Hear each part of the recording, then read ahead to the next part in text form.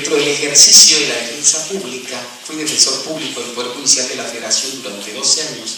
Me di cuenta que había algunos derechos que no habían sido, por decirlo de alguna manera coloquial, aterrizados. Ustedes saben que todas las constituciones que han habido en México, por ejemplo, la de 1824, la de 1857 y la de 1917, nunca hacían referencia a los integrantes de las comunidades indígenas. No había mención para ellos. En 1991, el artículo 4 constitucional fue reformado y se incorporó algunas nociones relativas a los derechos indígenas en el artículo 4 constitucional. Pero fue una norma que no tuvo ninguna aplicación práctica en virtud de que ningún criterio jurisprudencial generó ese artículo constitucional.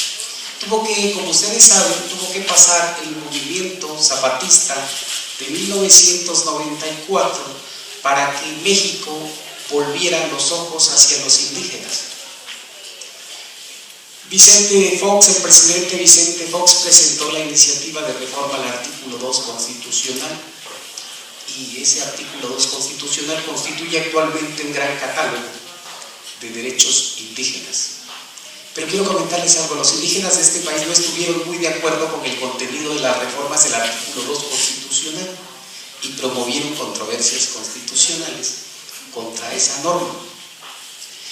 Podemos estar de acuerdo o no estar de acuerdo con el contenido de las reformas del artículo 2, pero lo cierto es que el artículo 2 constitucional plantea una gran cantidad de derechos en favor de los indígenas. Es un catálogo de derechos a favor de los indígenas.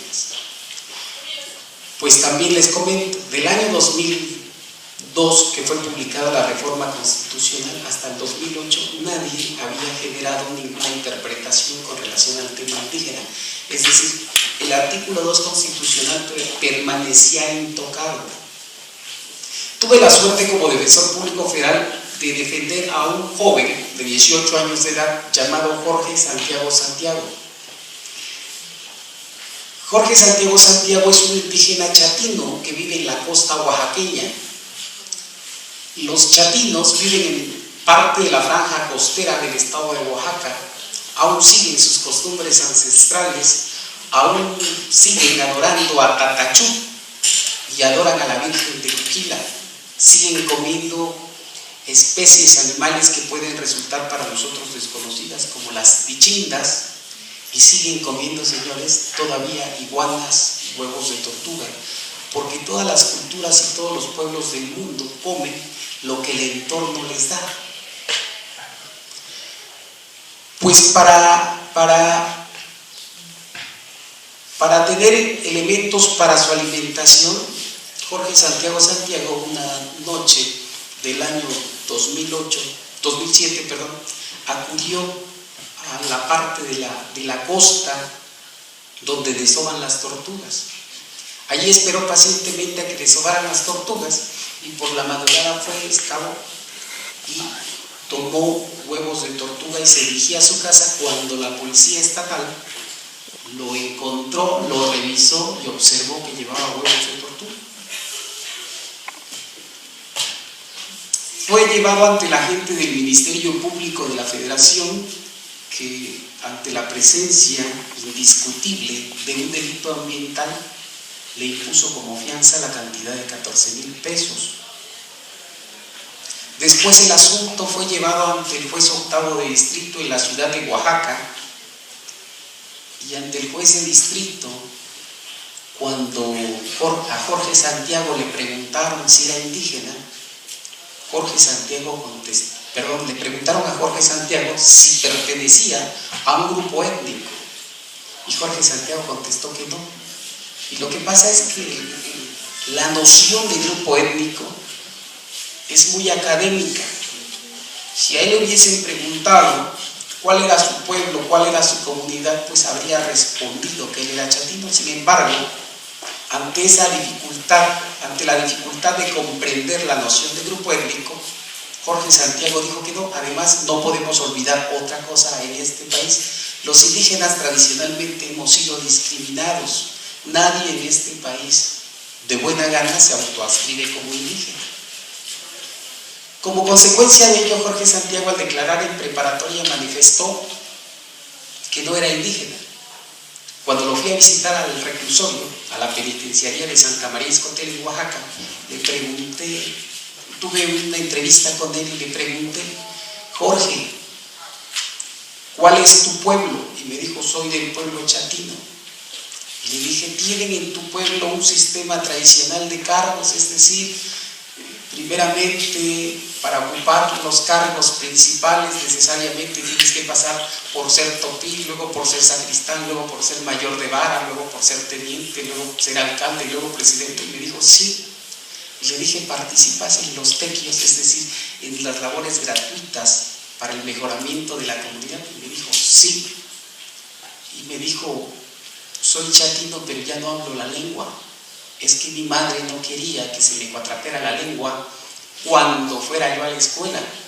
Y el término cuatrapear, ustedes lo conocen, es un término que cuando se refiere el término cuatrapear a una persona cuando no habla correctamente el idioma castellano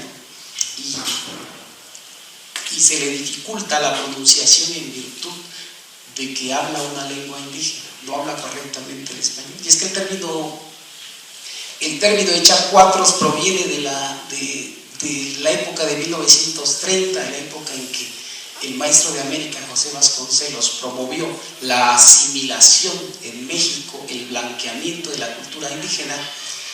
Y entonces los maestros rurales iban a las comunidades y a los niños que se atrevían a hablar en las aulas en su lengua indígena eran castigados, y el castigo era muy triste, era sentarlos en un rincón y el maestro los hacía pelones, no voy a decir claramente, los hacía pelones y les dejaba 4 mechones en cada extremo de la cabeza, y entonces de ahí viene el término echar cuatros, porque le dejaban 4 mechones al que se atrevía a hablar en clase.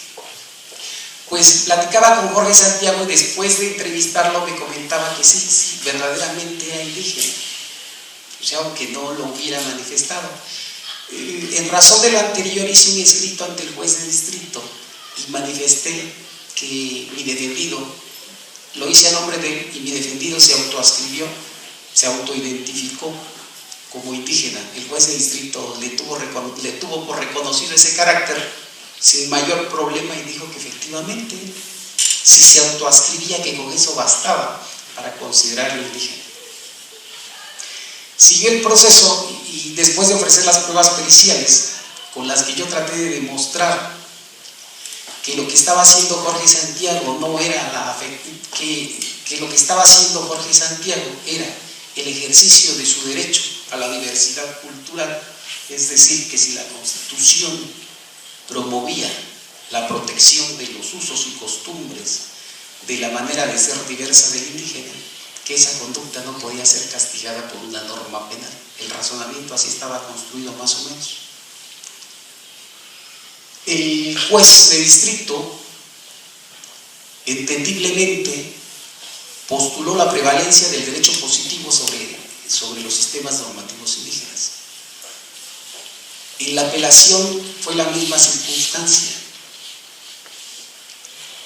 Puedo leer, aunque no se haya escrito en la resolución de segunda instancia, una afirmación que dice: tu costumbre no te autoriza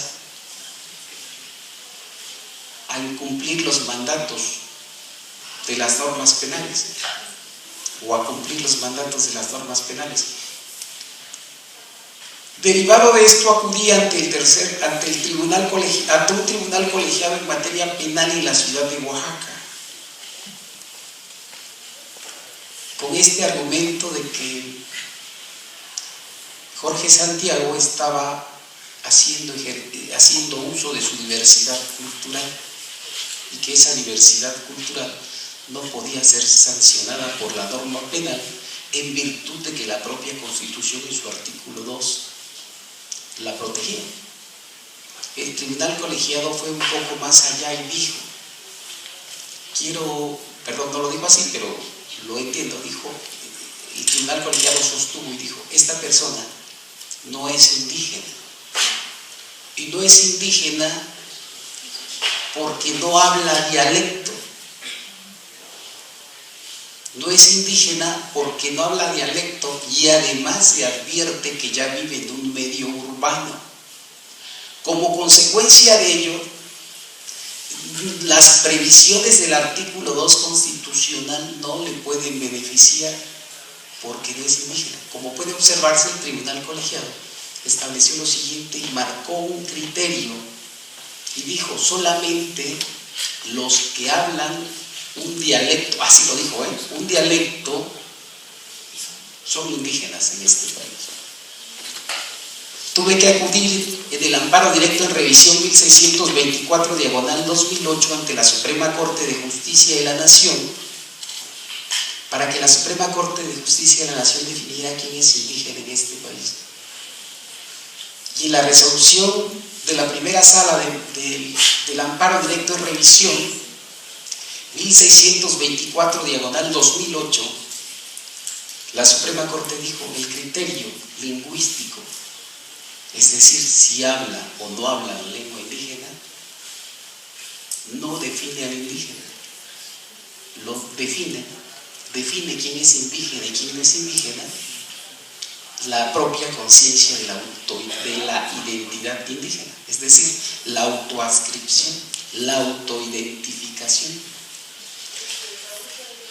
Con esto, que pareciera muy pequeño, y los indígenas de este país supimos que bastaba nuestra autoidentificación para que los derechos del artículo 2 constitucional, para que pudiéramos ser recipiendarios de los derechos del artículo 2 constitucional. Este paso, la definición de la autoadscripción, es muy importante. Pero la Suprema Corte no se quedó solamente definiendo ese tema. La Suprema Corte también definió cómo deben ser los juzgamientos hacia los indígenas. Y estableció una regla y dijo: los jueces deben juzgar al indígena con parámetros diferentes a los no indígenas. Y estableció otra regla muy precisa y dijo: no es el indígena quien tiene el deber de investigar la especificidad cultural del indígena. Es decir, no es el indígena quien tiene que aportar las pruebas para demostrarle al juez en qué es diferente de la sociedad mayoritaria. Dijo la primera sala: no, es el juez quien debe hacerlo. Y estas cuestiones son muy importantes porque fueron obtenidas a través de un litigio estratégico. Es decir, está la norma constitucional, pero la norma permanecía intocada. Los defensores de derechos humanos tenemos que hacer vigentes las normas.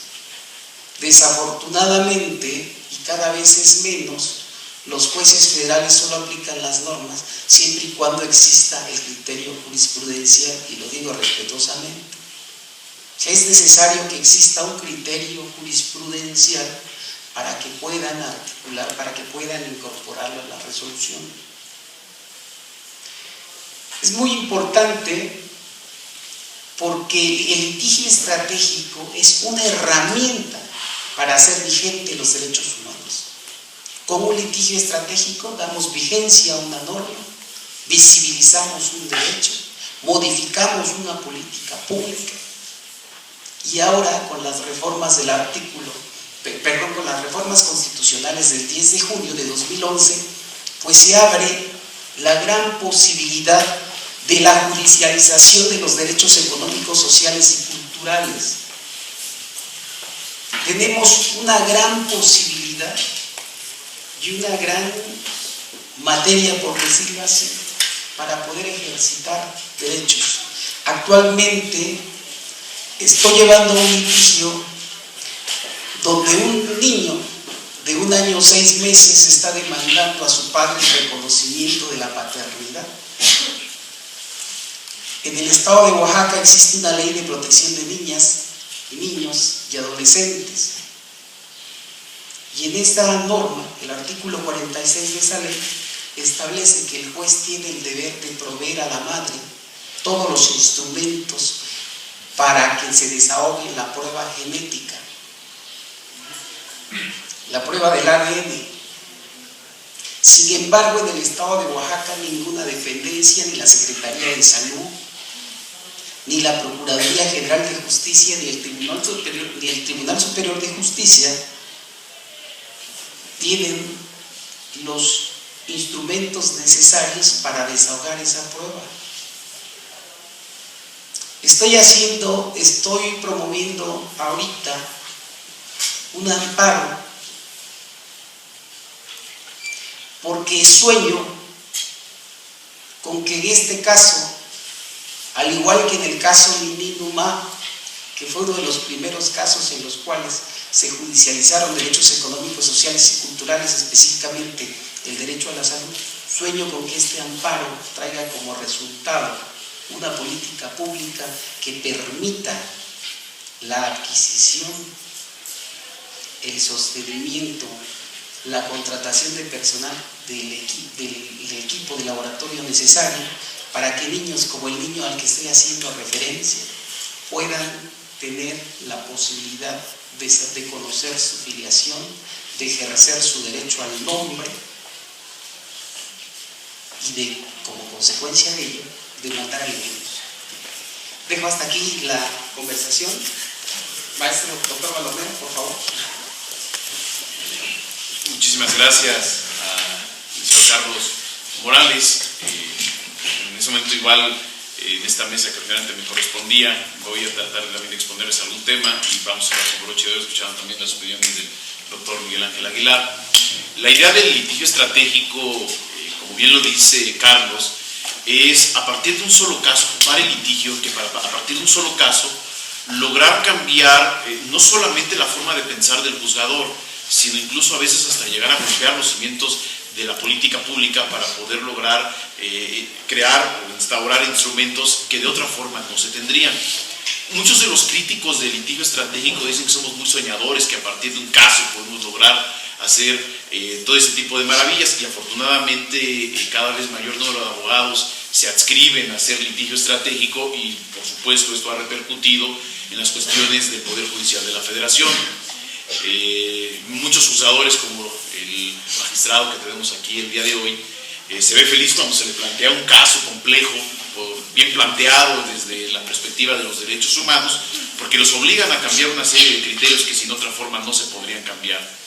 El litigio estratégico nace en las escuelas de Estados Unidos para poder adiestrar a los alumnos a que aprendieran a litigar. En México ninguna universidad, ninguna escuela enseña a litigar absolutamente a nadie. Tan solo llegan, nos enseñan teorías, nos enseñan ahí algunas cuestiones de derecho procesal, pero nadie nos enseña a litigar. El litigio estratégico nace entonces como una forma de poder hacer que el estudiante lograra litigar. Más adelante, pues, por supuesto, nace de las aulas, sale hacia la práctica real y se ocupa como un instrumento para poder transformar la realidad.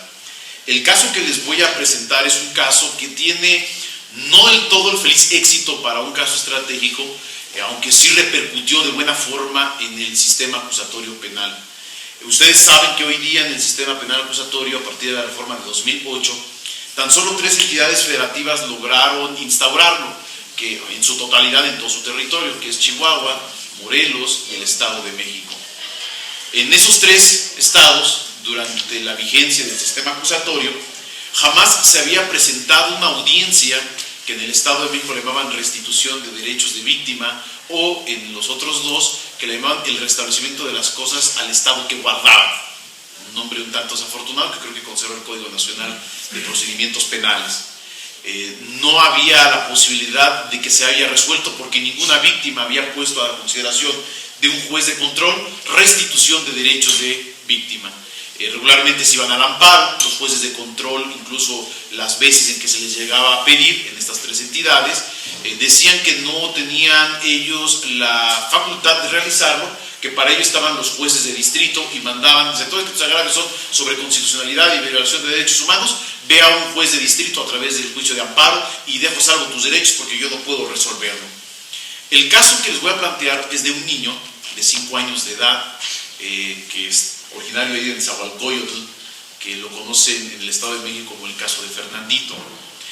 Fernandito está en el seno de una familia que son de la religión cristiano-pentecostés, en el que la tía una mañana despierta y dice que Dios le habló, que Dios le decía que tenía que resguardar a su familia en el domicilio, estar en la casa, orar, ayunar, porque iba a haber un gran temblor en la Ciudad de México que iba a destruir en su totalidad a la ciudad. ¿Qué es lo que hace la señora? Reúne a su familia, les platica esta circunstancia.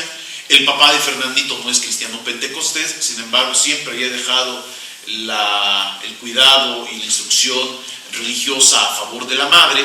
La mamá lo que hace es dedicarse a ellos, enseñarles, adoctrinarlos, y el papá, que es policía del Distrito Federal, no se inmiscuye en ese tipo de cosas.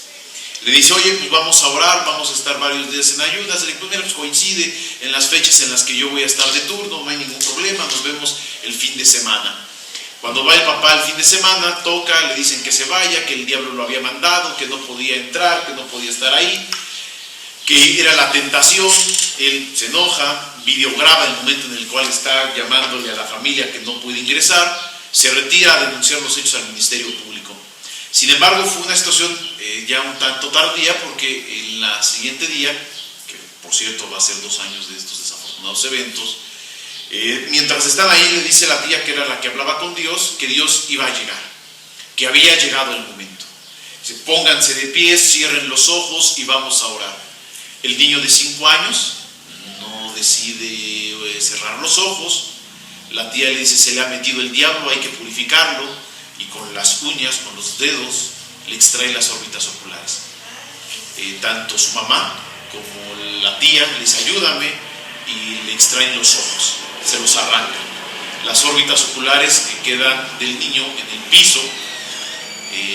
Llega la policía, porque uno de los que está ahí dentro rompe la puerta, llama a la policía, llega la policía, detiene a todos, y el Ministerio Público dicta medidas de protección a favor del menor. La medida de protección consistía en que lo iba a depositar en el DIF del Estado a fin de que él se encargara del menor.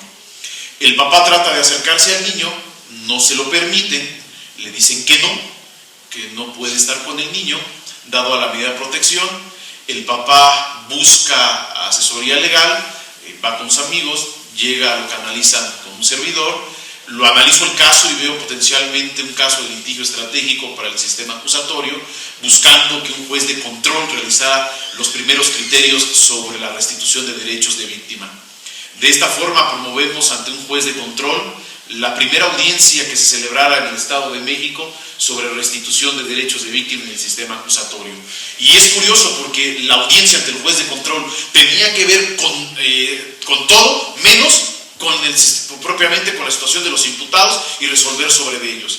Era una audiencia en la cual el juez de control asumía competencia para resolver sobre de derechos humanos, y no sobre una situación sobre el imputado, si su control de detención, si sobre su vinculación, que formular la imputación, sobre nada de eso versaría esa audiencia. Era una audiencia exclusiva para que el juez de control analizara las posibles violaciones a los derechos humanos de una víctima dentro del sistema penal acusatorio. El juez de control, al enterarse, es oral todas las audiencias, de manera oral se le pide al juez exactamente 2 circunstancias: que realizara un control de convencionalidad. Yo creo que hoy día un tanto es hasta desafortunado hablar de control, porque antes nos da la idea de desaplicación, de lectura, de parámetro y de inconformidad o no conformidad, y desaplicar y declarar inconstitucionales o inconvencionales normas. Y yo le decía al juez de control, le pido control de convencionalidad, pero no en el supuesto que desaplique ningún solo artículo, sino que aplique directamente el estándar internacional al caso que nos ocupa. Que lo que yo le estoy pidiendo interprete no el Código Penal de Procedimientos Penales, o el Código de Procedimientos Penales para el Estado de México, tampoco le estoy pidiendo que interprete la ley para los niños y adolescentes del Estado de México, sino que de manera directa tome el criterio sobre el interés superior del menor que había desarrollado la Corte Interamericana y que aplicara directamente la Convención Americana al caso del niño. Y pedía varias cuestiones que la misma Convención de los Derechos del Niño establecía a favor de los menores. El juez de control, después de escuchar la petición que se le realizaba, dice que se declara competente y resuelve una serie de circunstancias que son muy interesantes. Entre ellas dice que efectivamente tenía que ser revisada la medida de protección que dictaba el Ministerio Público. Después de analizar la Convención, por primera vez también en el Estado de México para materia penal aplicaba el protocolo de actuación para quienes imparten justicia en tratándose de niñas, niños y adolescentes, que es un protocolo que emitió la Suprema Corte de Justicia, que incluso tenía un mes de haberse emitido en el caso de Fernandito. El juez dice, lo voy a asumir, lo voy a tomar, y conforme al protocolo y directamente con la Convención Americana, con la Convención de los Derechos del Niño, resuelve el caso. Y dice, mantengo la medida de protección. Yo le pedía que me restituyera al niño, me dice, no, mantengo la protección al menor, mantengo la medida que ha tomado el agente del Ministerio Público, pero la gradúo conforme a estándares internacionales. ¿En qué forma la va a graduar? Y dice, señalo que el Estado de México tiene la responsabilidad del menor. Por lo tanto, deberá conservarse el menor en el lugar en el que se encuentra, que es el DIF del Estado de México. Dice, y ordeno que el DIF adecue un área especial para que pueda estar el menor. Que toda la atención médica y todos los gastos que origine la atención médica correspondan al gobierno del Estado de México, porque es su obligación garantizar a los menores, en este caso, que ha sufrido de un delito. De igual forma, ordena que el padre tiene que ser notificado de todas y cada una de las actuaciones que realiza el Ministerio Público, de todos los resultados que tenga la carpeta de investigación y con motivo de los actos de investigación, sean también notificados al padre y que el padre pueda ver al menor. Dice que lo tiene que ir viendo de manera gradual, poco a poco, hasta que un perito en materia de menores determinara que tenían que ser restituidos. Esta primera audiencia es una audiencia modelo, que incluso hoy día, al parecer, el Estado de México la ocupa para poder adiestrar a sus jueces de control. Sin embargo, no quedó ahí el asunto, porque el Ministerio Público incumplió con alguna de las resoluciones.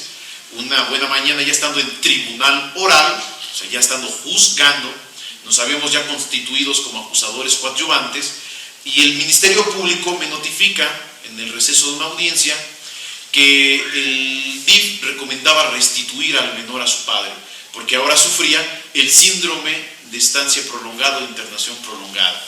Lleva como año y medio ya estando internado en el DIF.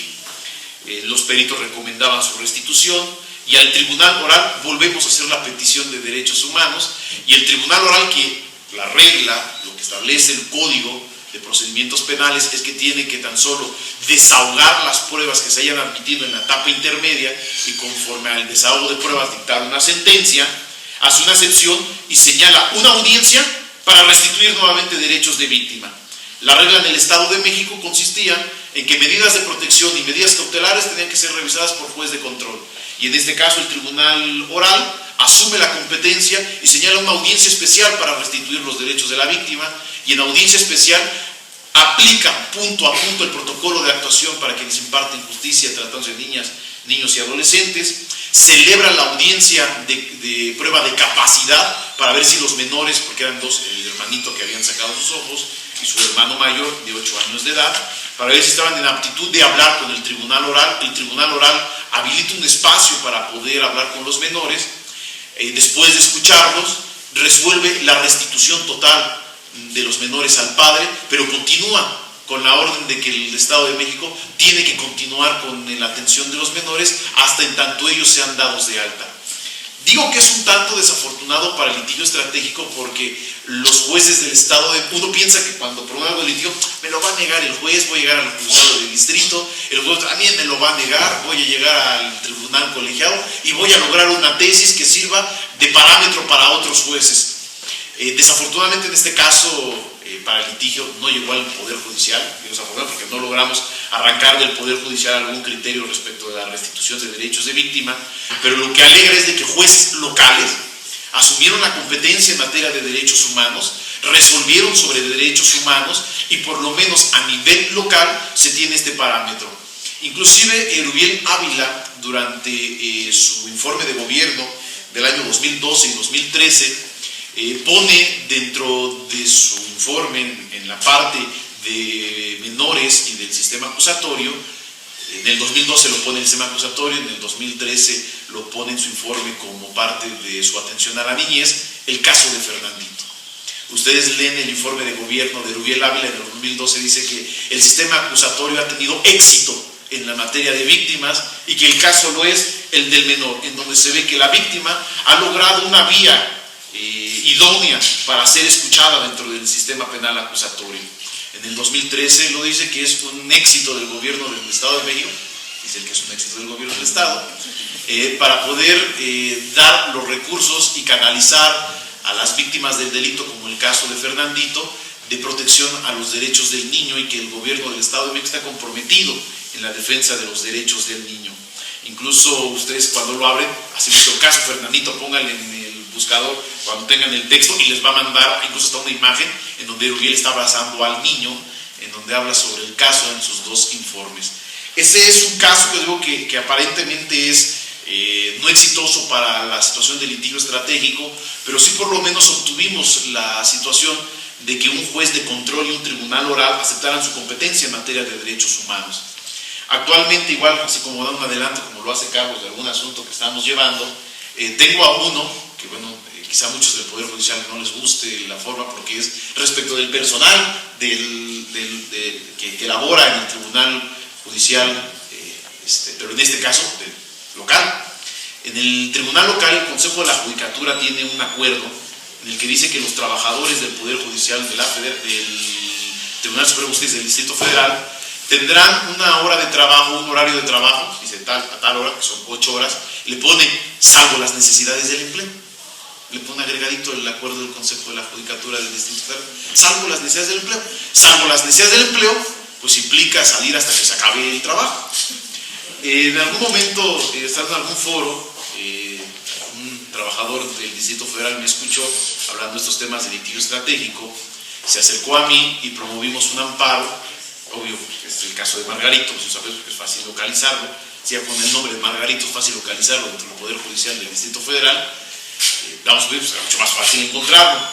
Margarito me pide que planteemos una demanda de amparo ante el Poder Judicial de la Federación. Planteamos la demanda, no hay otro lugar pues, que el Poder Judicial que pueda resolver. El juez de distrito le da entrada en el que estamos pidiendo la inconstitucionalidad del acuerdo del Consejo de la Judicatura en el cual se establece el horario de trabajo para los trabajadores del Poder Judicial del Distrito Federal. Aquí hay una circunstancia respecto de los tratados internacionales, porque por lo menos los convenios de la OIT sí permiten que los trabajadores de confianza tengan un tratamiento diferenciado, situación que no sucede con la Constitución Política de los Estados Unidos Mexicanos. El artículo 123, apartado B, es claro al establecer de que los trabajadores al servicio del Estado tendrán una jornada máxima de 8 horas de trabajo y no hace ninguna diferenciación entre trabajadores de base o trabajadores de confianza. Bajo ese argumento decimos de que no tiene por qué haber ninguna diferenciación y que no era viable que quien era responsable de velar a través del sistema difuso derechos humanos fueran los primeros en violentar los derechos de sus trabajadores. Entonces el Poder Judicial del Distrito Federal, a través de un control difuso, no tendría por qué ser ni siquiera el primero en violentar los derechos de sus trabajadores. Si bien pueden hoy día los jueces en materia local presumir el reivindicarse la posibilidad, como lo hicimos en el Estado de México, de defender derechos humanos, pues empezar por su propia casa sería un buen ejemplo, y los derechos de los trabajadores del Poder Judicial, en este caso del Distrito Federal, podría ser una circunstancia. Hoy día el asunto está por dictarse sentencia Esperemos que sea favorable, que en realidad esperamos o prevemos que no lo vaya a ser de esta forma, para poder lograr que en este caso sí lleguemos a un tribunal colegiado, que creemos que tendría toda la situación para poder resolver al respecto, interpretar directamente el artículo 123, o en su caso, que es lo que buscamos realmente, que la Corte defina un criterio sobre la situación de los trabajadores del Poder Judicial, o en este caso de los poderes judiciales locales, que si llega a asumirlo, creemos que indirectamente podrá llegar también la voz al Poder Judicial Federal. El caso paradigmático, que es lo que buscamos nosotros en defensa de derechos humanos, es que un caso que sirva de ejemplo, porque es una muestra de una realidad existente, sirva para resolver otros tantos casos más. Espero que haya sido también de su interés el caso, los dos casos que les he planteado, y pues a cerrar con broche de oro con el magistrado. Muchas gracias.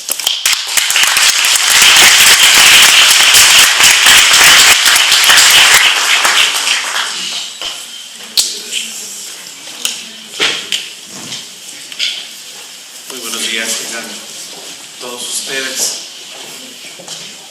Escuchaba con mucha atención a los maestros Carlos Morales y Baldomero Mendoza. Es difícil escuchar un discurso coherente, un planteamiento estructurado en las demandas de amparo. Normalmente, en su inmensa mayoría y muy respetuosamente, en la materia penal a la que me dedico, tenemos, ahora que soy presidente después de muchos años que no estaba en un tribunal colegiado, una frase que se inserta en todos los autos de admisión de las demandas de amparo directo, en donde más o menos señala: téngasele al solicitante del amparo pidiendo la suplencia de la queja, la que en su caso se hará valer si esta es procedente. Yo digo muy respetuosamente, porque pretendo no herir ninguna susceptibilidad, pero después de escuchar a los jóvenes maestros brillantes, me desconcierta por qué en la demanda de amparo, en un sentido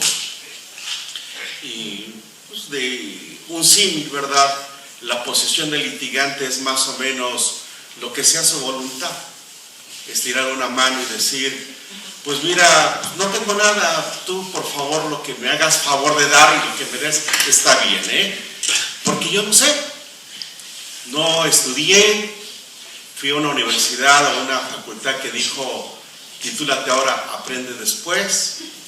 No fui a una universidad americana que me enseñaran a litigar. En sentido muy figurado, súpleme la deficiencia, un reconocimiento a que no tengo capacidad estratégica para plantear un caso concreto.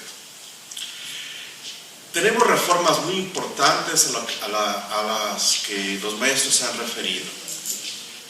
Una reforma a un sistema acusatorio y oral en la materia penal, 2008, ahora el mes pasado se acaba de promulgar el Código Nacional.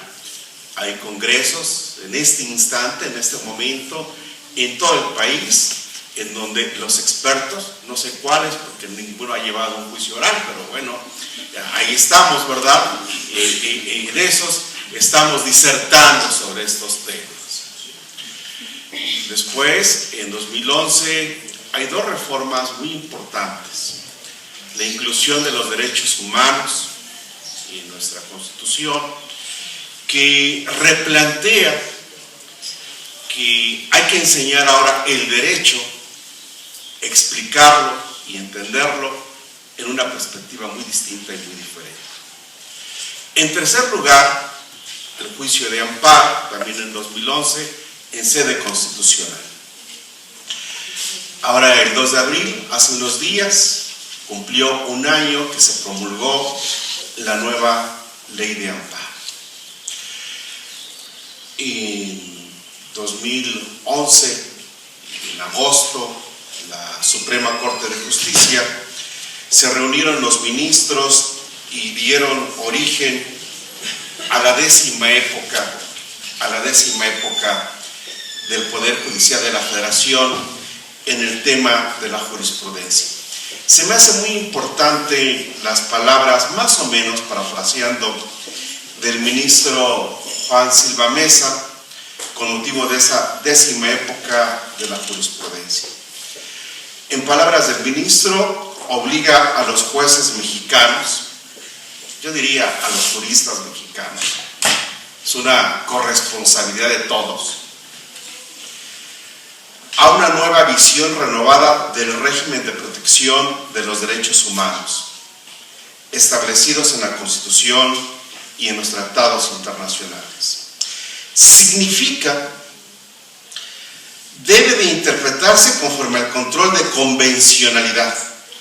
Por ello, los tribunales federales deben ser accesibles, más cercanos a la sociedad, que se rijan fundamentalmente por una lógica de derechos, nuevas habilidades, apertura de mente, aprendizaje y actualización constante, sensible y compromiso social renovado. Son estas las nuevas exigencias a los juzgadores en el orden federal. Y ahora empieza a correr una frase que a mí me gusta y que se las comparto: ser juzgadores de la décima época, o ser juristas de la décima época. Lo que implicaría para la filosofía, la sociología jurídica, repensar en el derecho. El maestro Carlos lo dice, y lo dice bastante bien. El argumento que se emplea en la práctica judicial o se ha empleado de manera cotidiana se sustenta en dos aspectos únicamente, y quiero hacer un reconocimiento a título personal. El primero de ellos es un formato, un machote, se llama el argumento de lo particular a lo particular. Muchas veces van a ver que nuestra sentencia, como corresponde a un formato, en lugar de negarle el amparo a Juan Pérez, se lo negamos a Isidro Ríos, porque ahí se quedó el formato. Ordenamos el decomiso de la cocaína cuando lo que estamos ventilando es un arma de fuego. Se quedó en el formato. Muchas de las veces los jóvenes proyectistas sustentan que saben hacer sentencias cuando habría que recordarles que lo que saben hacer es rompecabezas, irlos armando y formateando. En segundo lugar, todo se quiere resolver con una jurisprudencia. Todo. Me dice un secretario, magistrado, cámbienme a mis oficiales judiciales, porque no saben buscar jurisprudencia. No saben, no me sirven, no me son útiles. Y la agilidad y la rapidez implica encontrar una jurisprudencia. Yo les digo, no te la voy a cambiar. Hacen el dúo perfecto. Ellas no saben buscar jurisprudencia y tú no sabes pensar. Entonces están bien los dos. El planteamiento estructural que implica repensar en el derecho, habría que preguntarnos el por qué y el para qué de estas reformas constitucionales, esas reformas a las normas secundarias y una nueva décima época. Un tema complejo, un tema difícil en el contexto de la cultura de un país en el que hicimos formados, educados, estructurados y desarrollados bajo un planteamiento estructural. Dicen los maestros y dicen bien: ¿cómo poder tener una visión distinta y diferente que nos permita replantear litigios estratégicos? El sistema acusatorio, el juicio de amparo, evidentemente que tendrían que tener una enorme repercusión. Voy a poner algunos pequeños ejemplos, muy sencillos. El 2 de abril se promulga la nueva ley de amparo que entra en vigor el día 3 de abril. Anteriormente, la ley anterior, en sentencias condenatorias que establecían pena privativa de libertad, pena de prisión, no existía temporalidad para interponer la demanda de amparo. A partir del 3 de abril hay una temporalidad de 8 años, ¿sí?, para interponer el juicio de amparo. Se presentan una serie de demandas de amparo. Voy a hacer un récord bajo para no exagerar. El 85% de los tribunales colegiados en el país, cuando el acto de reclamado, la sentencia condenatoria, tendría más de 8 años, vamos a poner un ejemplo, fue condenado en el año 2000 a 40 años de prisión por secuestro, homicidio, lo que ustedes quieran. Se presenta la demanda y los colegiados, el presidente o el pleno, estiman que hay una causa de improcedencia y por lo tanto sobreseer, porque consideran que hay un acto consentido, porque no se interpuso la demanda de amparo dentro de los 8 años al ser presentada dentro de la vigencia de la nueva ley de amparo. Entonces, si se explique el caso concreto, ¿verdad? Creo que no debe de haber ninguna duda. Porque señalan, es una norma adjetiva. Y la norma adjetiva, conforme a la teoría de los componentes de la norma o a la ley vigente, debe de arroparse la nueva ley de amparo. Y esta nueva ley de amparo acota en una temporalidad el recurso efectivo eficiente y por lo tanto debe desecharse. ¿Acaso un 15%? Con otro criterio, admiten las demandas. Se ha dado el caso que hoy en día la Suprema Corte ha sostenido que deben todos los colegiados de este país suspender las resoluciones, mandar a la congeladora hasta en tanto no resuelva la Suprema Corte si debe de proceder o no la demanda de amparo. La Suprema Corte ha sostenido, se suspende todo en este país porque evidentemente el desechamiento, la posibilidad de cientos de personas está cooptada. A mí me gustaría, normalmente me dicen, ¿y cuál es su criterio, magistrado? Yo siempre contesto, ¿y cuál es el de ustedes, el de cada uno? ¿Cuál es la potestad de poder interpretar una norma, desentrañar su sentido, su contenido? ¿Qué argumento manejarían ustedes? ¿Cuál es su argumento? Entendido como la explicación racional que tendría de la idea para resolver el problema planteado. Algunos alumnos me dicen, maestro, yo sé, aquí lo tengo, aquí está en la lengua, no me sale, pero sí lo sé. Dije, entonces no lo sabes. Si no lo puedes explicar, no lo puedes plantear, no lo sabes. ¿Sí? Oiga, pero es que yo vengo a aprender. No. Hoy en día vivimos en el mundo de las corresponsabilidades. Es necesario capacitarnos, prepararnos, es necesario estudiar, es necesario reflexionar. Es desterrar esas prácticas en las que se nos daba todo. Esa suplencia de la queja también tiene muchos efectos cuando vamos a clases, por ejemplo. Lo que nos dice el maestro es verdad absoluta. No se discurre, no se discute, no se cuestiona. Así aprendimos la religión. Así aprendimos en el contexto de la sociedad, en el seno familiar. Lo que ordenaban los padres era verdad absoluta. Se necesita establecer hoy en día, a través de la estrategia de litigio estratégico, nuevos diálogos, interlocutores, capaces, preparados. Por ejemplo, a mí me cuestionan otros temas. Se los planteo.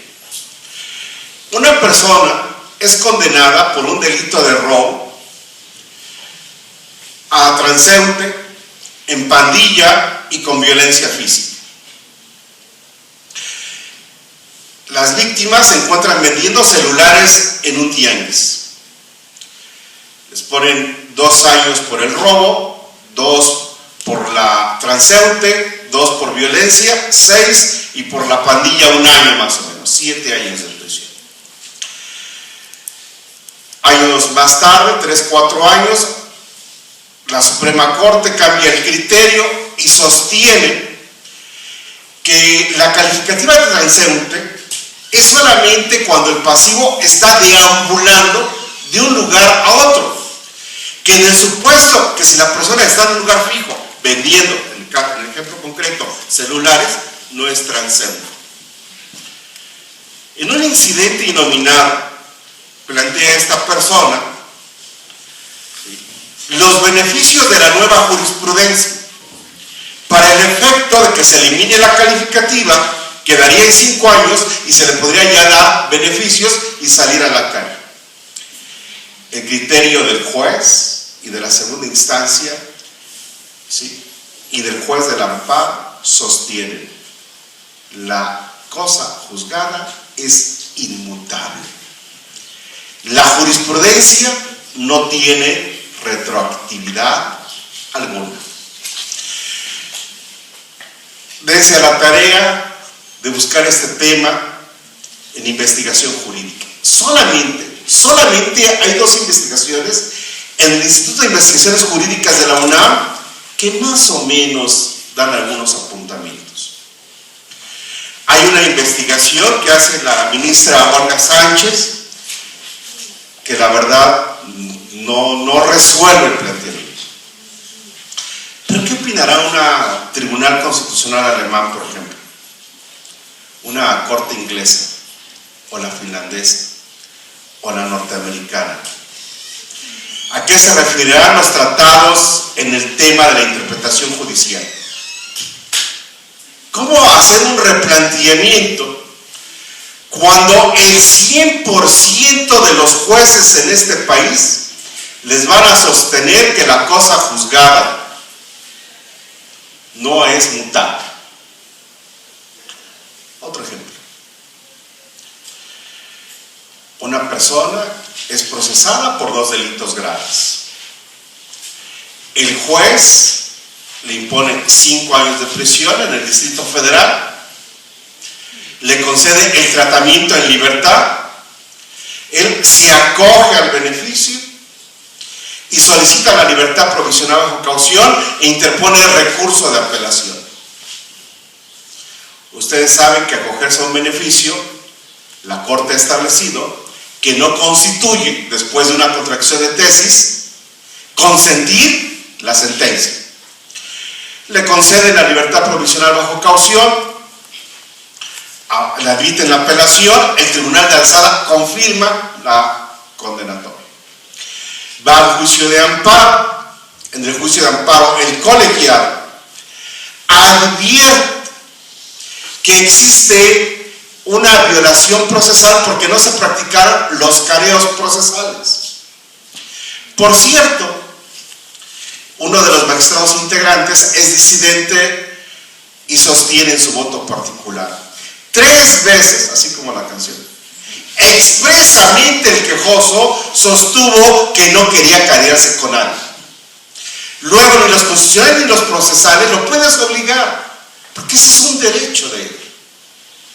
Y no obstante, ¿sí?, ordenan reponer con el argumento de salvaguardar un derecho humano a un debido proceso. La sala deja insubsistente su sentencia, le ordena al juez que deje insubsistente la de él y reponga. El juez repone, ordena la práctica de los careos, pero ¿qué creen? Como son 2 delitos graves, ordena la reaprehensión de esta persona. ¿Por qué? Dice, pues porque ya no hay sentencia, porque son delitos graves. En ese instante, ¿sí?, gira la orden de aprehensión, cumple con la orden de aprehensión y el quejoso promueve un juicio de amparo en contra de la orden de aprehensión ya cumplida. El juez de distrito en el amparo indirecto le sostiene: es un acto consumado de una manera irreparable. Por lo tanto, sobresee en el juicio de amparo. ¿Cuántos casos más quieren? Pues yo resuelvo diario todos estos. Muchos. Basta, súpreme la deficiencia de la que. Por eso escucho a dos abogados que hacen planteamientos, que hacen estrategias de los casos. Hay una jurisprudencia de la Corte cuando el inculpado no es citado a declarar ministerialmente. Él sabe que hay una averiguación previa en su contra. Va con el Ministerio Público y dice: mira, aquí salió en el periódico que me acusan de evasión fiscal, que hay una averiguación previa en mi contra, quiero comparecer, saber de qué se trata. Y dice: no hay nada. Y si acaso hay algo, ejerce tu derecho a defensa ante el juez.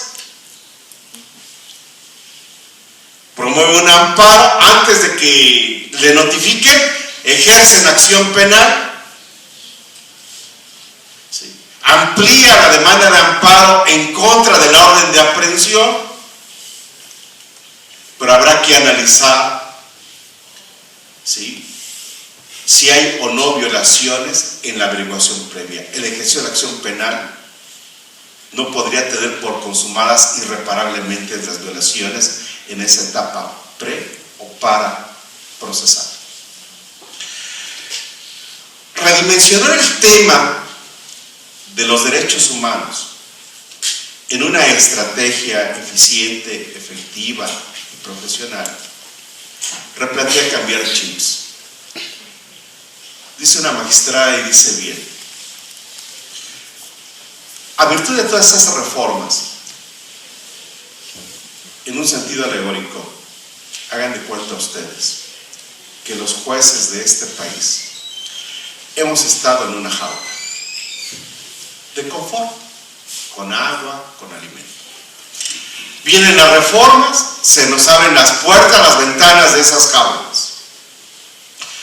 Algunos pocos, muy pocos, salen en estampida, haciendo control difuso en muchos contextos, hipergarantismo, muchos aspectos, y en sentido figurado se estrellan con las ventanas, se estrellan con los cables, con los árboles.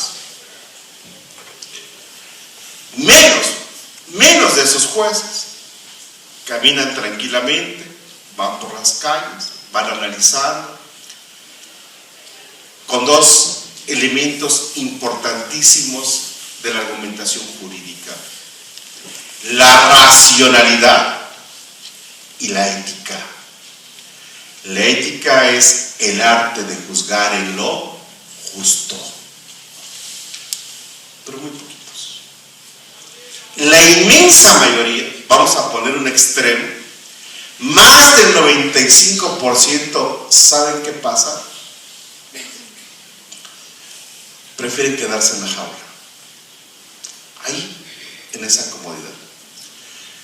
Por eso necesitamos que ese litigante, ese que haga un planteamiento estructural en su concepto de violación, en su concepto de agravio, sea un verdadero activista de los derechos humanos como estos jóvenes abogados, en casos paradigmáticos, para que en ese mismo sentido figurado es como poner una vara y decirle: salgan.